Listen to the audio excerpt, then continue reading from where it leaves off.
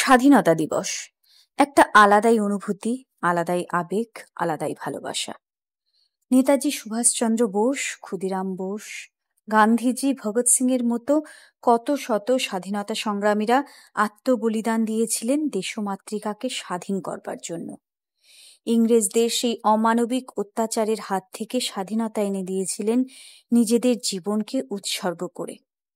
ওনাদের উপহার দেওয়া এই স্বাধীন ভারতবর্ষে বসবাস করছি আমরা। আমি গর্বিত, আমি ভারতবাসী।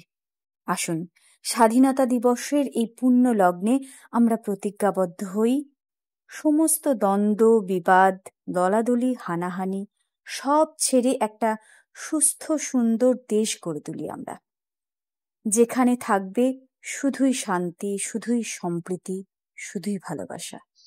ঠিক যেরকমটা দেখতে চেয়েছিলেন আমাদের স্বাধীনতা সংগ্রামের বীর যোদ্ধারা। তাদের উপহার দেওয়া এই স্বাধীন ভারতবর্ষকে সুন্দর রাখার দায়িত্ব আমাদের সকলের।